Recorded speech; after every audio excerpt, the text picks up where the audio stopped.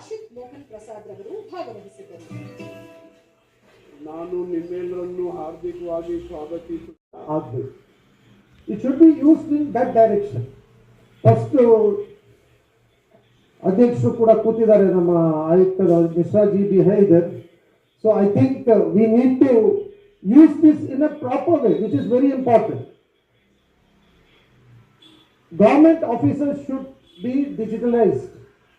ಎಲ್ಲ ಸರ್ಕಾರಿ ಕಚೇರಿಗಳು ಅವರ ದಾಖಲೆಗಳನ್ನ ನಾವು ಡಿಜಿಟಲೈಸೇಷನ್ ಮಾಡಿದ್ರೆ ಆ್ಯಂಡ್ ವೆಬ್ಸೈಟಲ್ಲಿ ಅಪ್ಲೋಡ್ ಮಾಡಿದ್ರೆ ಮೇ ಬಿ ಸುಮಾರು ಜನರ ಪ್ರಶ್ನೆಗೆ ಅಲ್ಲೇ ಉತ್ತರ ಇರುತ್ತೆ, ಪ್ರಶ್ನೆ ಕೇಳೋದೇ ಬೇಕಾಗಲ್ಲ. Today we almost BDA as the chairman of BDA ಡಿಜಿಟಲೈಸೇಷನ್ನ ಆಲ್ಮೋಸ್ಟ್ 95% ಮುಗಿಸಿದ್ದೀವಿ. ಇನ್ನೊಂದು 5-10% ಬಾಕಿ ಇದೆ. ನವೆಂಬರ್ 1ನೇ ತಾರೀಕಿಂದ ಅದನ್ನ ಪೇಪರ್ಲೆಸ್ಸು ಆನ್ಲೈನ್ ಮಾಡಬೇಕು ಅಂತ ಎಲ್ಲ ಕಾರ್ಯಕ್ರಮ ರೂಪಿಸಿದೀವಿ. ಒಂದು 10-15 ದಿವಸ ಆಚೆ ಈಚೆ ಆಗ್ಬೋದು. ಯಾಕಂದ್ರೆ ಅದಕ್ಕೆ ಎಲ್ಲರೂ ಸಪೋರ್ಟ್ ಮಾಡೋದಿಲ್ಲ.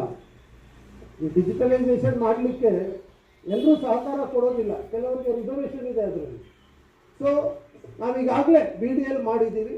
ಬಹುಶಃ ಅದೇ ಥರ ಎಲ್ಲ ಇಲಾಖೆನೂ ಮಾಡಿದ್ರೆ ಇವ್ರಿಗೆ ಪ್ರಶ್ನೆ ಕೇಳೋದು ಬೇಕಾಗಿಲ್ಲ, ಎಲ್ಲ ವೆಬ್ಸೈಟಲ್ಲಿ ಸಿಗುತ್ತೆ, ಅಲ್ಲೇ ಇನ್ಫಾರ್ಮೇಶನ್ ತಗೋಬೋದು.